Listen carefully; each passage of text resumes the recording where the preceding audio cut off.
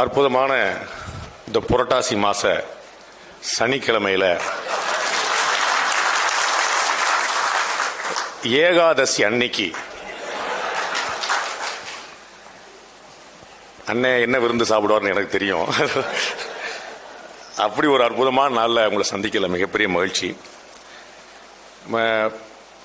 Cinema கதை கட்டுரை எல்லாம் சொல்லும்போது என்ன செய்வாங்கன்னா, அந்த ஃபர்ஸ்ட் ஃப்ரேம்லேயே மிரட்டணும் அப்படிம்பாங்க. முதல் ஃப்ரேம்லேயே இங்கே தமிழ் தாய் வாழ்த்துலேயே மிரட்டிட்டாங்க. ஃப்ரேம் ஆரம்பிக்கிறதுக்கு முன்னாடி தமிழ் தாய் வாழ்த்து 2 நிமிஷத்தில் முடிஞ்சிருமேன்னு பார்த்தா போய்கிட்டே இருக்கு. பரத கட்டம் இங்கே கேள்விப்பட்டமே அப்படின்னா அதெல்லாம் குமரி கட்டமா மாற்றி ரொம்ப நாள் ஆகி போச்சு. திராவிடர்கள் திருநாடு தமிழ் தலைவர் இங்கே வேற வரி இருந்துச்சு அப்படி. அண்ணன் வந்து சொல்லிக்கிட்டே இருப்பார், மாத்துவேன், எல்லாத்தையும் மாத்துவேன், பூராத்தையும் பார்த்து விடுங்க.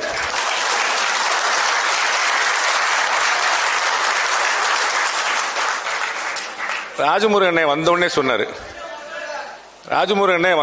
சொன்னாரு, வாட் அ சர்ப்ரைஸ் அப்படின்னாரு. என்னை பார்த்தோன்னே இன்னும் ஒரே சர்ப்ரைஸா இருக்கு. அதான் சொன்னேன், என் கூட சேர்ந்து இவங்களுக்கு எல்லாம் பாவப்பட்டியல சேர போறாங்களா, அவங்க கூட சேர்ந்து எனக்கு புண்ணியம் கிடைக்க போதா எனக்கு தெரியல. ஏதோ ஒன்று நடக்க போகுது, சம்பந்தம் இல்லாம இந்த டிக்கெட் உட்கார்ந்துருக்கேன் அப்படின்னு சொல்லிட்டு இந்த ஆட் மேன் அவுட்டுப்பாங்களா, அது மாதிரி ஒரு ஆச்சரியமான விஷயம்.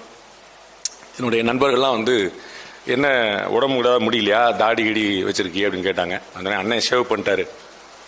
அண்ணன் பெருசா தாடி வச்சிருந்தாரு சீமாண்ண, அவர் சேவ் பண்ணிட்டாரு. சரி தம்பியா நம்ம வளர்த்தெல்லாம் பாக்குறேன் அப்படின்னு சொல்லிட்டு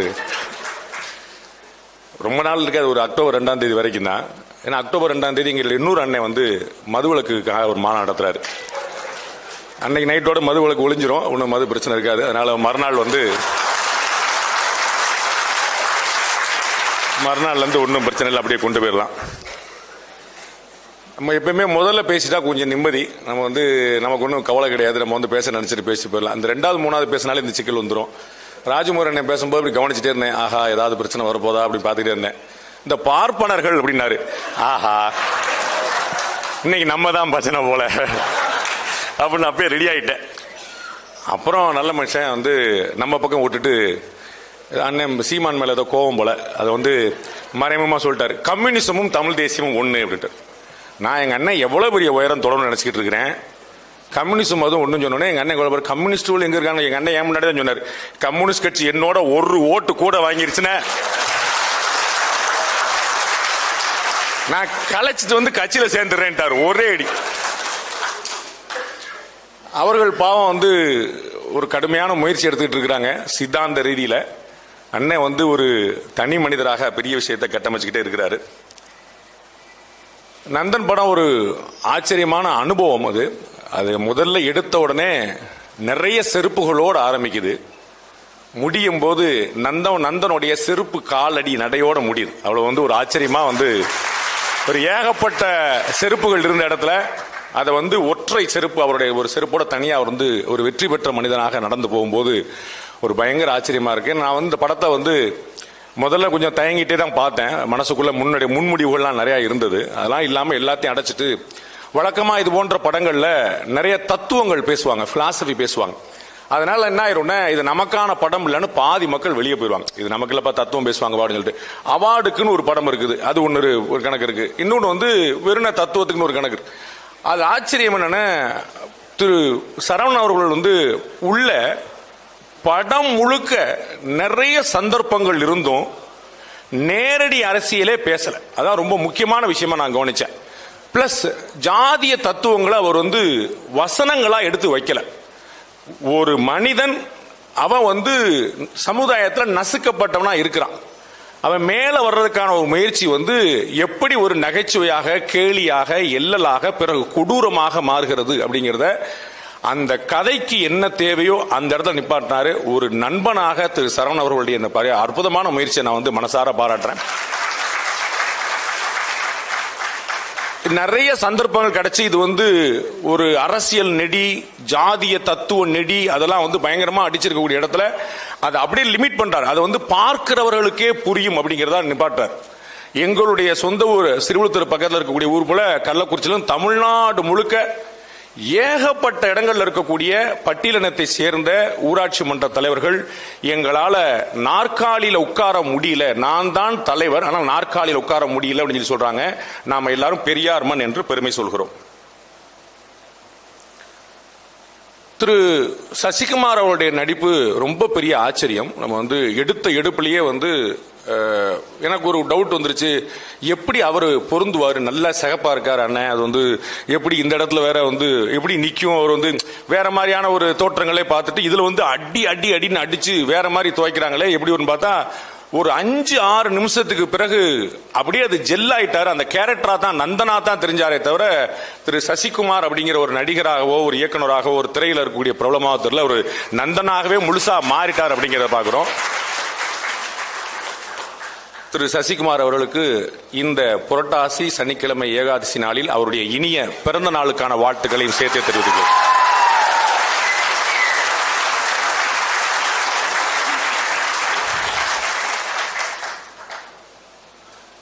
திரு சசிகுமார் மட்டுமல்ல, பாலாஜி சக்தி அண்ணனா இருக்கட்டும், அவர் அந்த வயிறை தள்ளிக்கிட்டு நெஞ்ச நிமித்துக்கிட்டு அந்த அப்படி கேரக்டர்ல வரும்போதே ஒரு அதிகார தோரணை எப்படி அந்த பக்குவம் மனசுக்குள்ளேயே நிக்குது அப்படிங்கிறத அவருடைய பாடி லாங்குவேஜ்லேயே எல்லாத்துலயுமே காட்டினாரு. நிறைய கேரக்டர்ஸ் அப்படி சொல்லலாம். அவங்க மனைவியா நடிச்சவங்க, திரு சசிகுமாரோடைய மனைவியா நடிச்சவங்க, இது மாதிரி ஏகப்பட்ட அண்ணன் சமுத்திரக்கனி அவர்கள் அந்த காலில் ஒரு சின்ன ஒரு மாற்றுத்திறன் இருக்கு அப்படிங்கிறத அதை காட்டுறதுக்கான பெரிய ஸ்பேஸ் கிடைக்காது. ஆனால் ஒரு லைட் அப்படி தள்ளி விடும் போது அப்படி அந்த தடுமாறுற காட்சியில் ஒரு பியூட்டிஃபுல்லா பண்ணிருப்பார். அந்த ஒரு ஃப்ரேம் தான் அது ரொம்ப ஆச்சரியமா பண்ணிருப்பார். அது மாதிரி நிறைய திரு ராஜ்குமார் குறிப்பிட்டது போல இது ஒரு செய்தி சொல்ல வந்த படம் அப்படிங்கிறதோடு நிறுத்தாம அதை தாண்டி ஒரு கலைப்படைப்பாக மாத்திரக்கான ஒரு நிறைய முயற்சிகள் நடந்தது.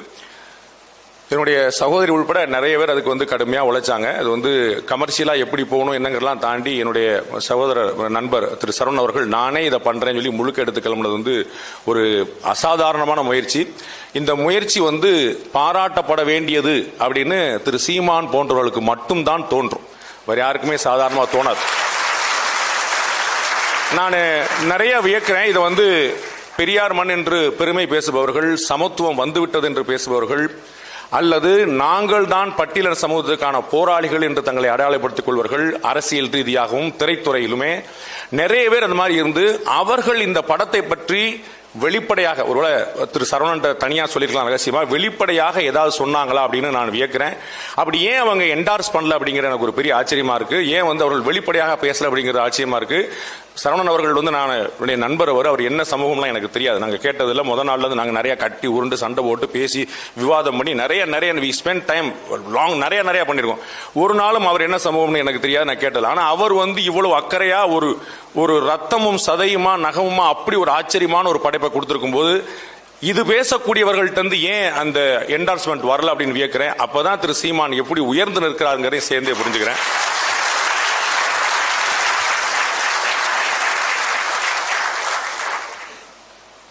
எங்கு அடுத்தவர்களுக்கான உதவிக்கரம் நீட்டப்பட வேண்டி இருக்குமோ அங்கு என்னுடைய கரம் முதல் நிற்கும் என்று எப்போதுமே சொல்லக்கூடிய ஒரு அண்ணன் சீமான் அவர்கள் நிறைய இடங்கள்ல. அதனால தான் என்னால இந்த கூட்டத்தில் பொருந்தி போக முடியுது. அவர் வெறும் அன்பு, வேற ஒண்ணுமே கிடையாது.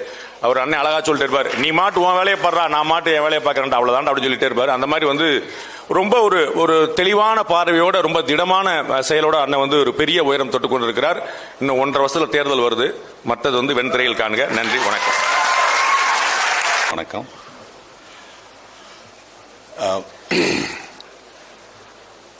இந்த படத்துக்கு பாராட்டு விழா முதல்ல நடத்துகிற அண்ணன் சீமான் அவர்களுக்கு என்னுடைய நன்றியை தெரிவித்துக் கொள்கிறேன். ஏன்னா இந்த படத்தை இயக்குனதோடு மட்டும் இல்லாமல் அதை தயாரித்தவரும் சரவணன் அவர்கள் தான். இந்த படத்தோட கதையை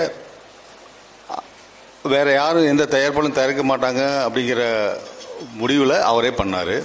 அவரோட நான் இருந்து பார்க்கும்போது எவ்வளோ கஷ்டப்பட்டு இந்த மாதிரியான ஒரு படத்தை எடுத்திருக்காருங்கும்போது இந்த பாராட்டை அண்ணன் அவர்கள் கொடுத்ததுக்கு மீண்டும் நன்றியை நான் தெரிவிச்சுக்கிறேன். நான் இதில் சிறப்பான அவருடைய பழைய இமேஜ் எல்லாம் விட்டுட்டு இந்த படத்தோட ஒன்றி நடித்த சசிகுமார் சார் அவர்கள் வந்து இன்னைக்கு பிறந்த நாள். அனைவரும் இன்னைக்கு பிறந்த நாள் வாழ்த்தை எல்லாம் சொல்லுவோம், தெரிவிச்சுக்கிறோம். அவர் நல்ல நடிகர் மட்டும் இல்லை, ரொம்ப நல்ல மனிதர். அவரோட நெருங்கி பழகி பார்க்கும்போது எனக்கு வந்து ரொம்ப அது பார்த்ததுனால எனக்கு நல்லா தெரிந்தது. இவரை வாழ்த்த வந்த ராஜமுருகன் இயக்குனர் அவர்களுக்கும், ரங்கராஜ் பாண்டே அவர்களுக்கும், மற்ற ஞானவேல் சார்லேருந்து எல்லாத்துக்கும் இவங்க குழு சார்பாக என்னுடைய நன்றியை நான் தெரிவிச்சுக்கிறேன். இதனுடைய நீங்கள் பல பேர் படம் பார்த்துட்டு பாராட்டினதாக அண்ணன் சொன்னார், எல்லாரும் சொன்னாங்க. உங்களுக்கும் எங்களை நன்றியை தெரிவிச்சுக்கிறோம் எல்லாரும் சார்பாக. இந்த மேடை என்ன பேசுறேன்னு தெரியல. எனக்கு வந்து அதான் வார்த்தை வந்த வாய்ப்பளித்த எல்லாத்துக்குமே என்னுடைய நன்றியை தான் நான் தெரிவிச்சுக்க முடியும். இதை என்னை அழைத்தவர்களுக்கு எல்லாத்துக்குமே இந்த பேச இந்த ஒரு அண்ணன் மேடையில் பேச அனுமதித்த எல்லாத்துக்கும் என்னுடைய நன்றியை தெரிவிச்சுக்கிண்டு நான் விடைபெறுகிறேன். நன்றி, வணக்கம்.